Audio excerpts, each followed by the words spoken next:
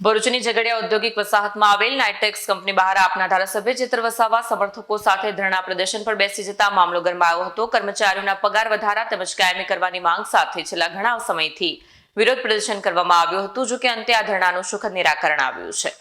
ઝઘડિયા જીઆઈડીસીની Nitrex chemical India limited company ખાતે કામદારોના હક માટે આમ આદમી પાર્ટીના ધારાસભ્ય ચેતર વસાવા કંપનીના કામદારો સાથે ગઈકાલથી ધરણા પર બેઠા હતા। આજે આ મુદ્દે સુખદ નિરાકરણ આવ્યું છે। આ બાબતે ધારાસભ્ય ચેતર વસાવાએ મીડિયા સમક્ષ વાત કરતા જણાવ્યું હતું કે Nitrex chemical India limited company ખાતે છેલ્લા 24 કલાકથી અનિશ્ચિતકાળના ધરણા પર હતા। અહીંયાના કામદારોની 13 જેટલા મુદ્દાઓ પર રજૂઆત હતી અને 13 મુદ્દાઓ કંપની સમક્ષ રજૂ કરાયા હતા। આજે કંપનીના એચઆર હેડ, કંપનીના સીઈઓ અને કેટલાક યુનિટ મેનેજર સહિત તમામ લોકોની સાથે ચર્ચા વિચારણા થઈ તો તેમાંથી 13માંથી 11 માંગણીઓને સ્વીકારી છે અને આવતીકાલથી જ આ 11 માંગણીઓનું અમલીકરણ કરવાની ખાતરી આપી છે। વીડિયો જર્નાલિસ્ટ ઇમ્તિયાઝ પઠાણ સાથે પ્રકાશ ચૌહાણ, સત્યા ટીવી ન્યૂઝ, ઝઘડિયા। ઝઘડિયા જીઆઈડીસીની નાઇટ્રેક્સ કેમિકલ ઇન્ડિયા લિમિટેડ કંપનીમાં છેલ્લા 24 કલાકથી અમે સૌ અનિશ્ચિત ધરણા પર બેઠા હતા।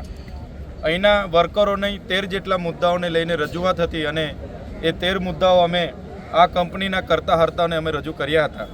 ત્યારે આજે કંપનીના એચઆર હેડ, કંપનીના સીઈઓ અને બીજા કેટલાક યુનિટ મેનેજર તમામ લોકોના સાથે ચર્ચા વિમર્શ થઈ છે અને એમાં 11 જેટલા જે મુદ્દાઓ હતા, જે લાભો 11 જેટલા અમને નહોતા મળતા, 11 ઓન ધી સ્પોટ એમણે સ્વીકારેલા છે અને આવતીકાલથી જ એનું અમલીકરણ કરવાની એમણે અમને ખાતરી આપી છે।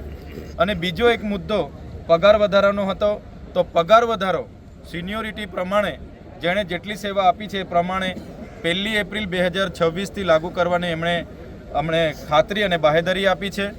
અને જે વર્ષો જૂના એમ્પ્લોય છે તો એ એમ્પ્લોયને તાત્કાલિક એમને કંપની એમ્પ્લોય કરવા માટે આવનારી બોર્ડ ઓફ ડિરેક્ટરની કમિટીમાં એ દરખાસ્ત મૂકવામાં આવશે અને આગળ જે પ્રકારે 50 લોકોને લેવામાં આવ્યા હતા એ જ પ્રકારે કેટલા લોકોની સિનિયોરિટી, એમની સેવા અને કેટલા વર્ષ કામ કર્યું, કેવું કામ કરે છે એના પરથી કંપની એમ્પ્લોય તરીકે લેવાની એમણે અમને ખાતરી આપી છે।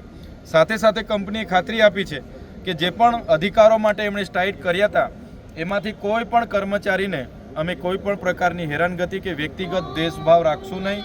અમારા પરિવારની જેમ એમને રાખીશું અને બીજી વાર તમને આ ગેટ પર આવવું ન પડે એની અમે ખાતરી આપીએ છીએ, એવું એમણે પણ વહીવટી તંત્રએ ખાતરી આપી છે।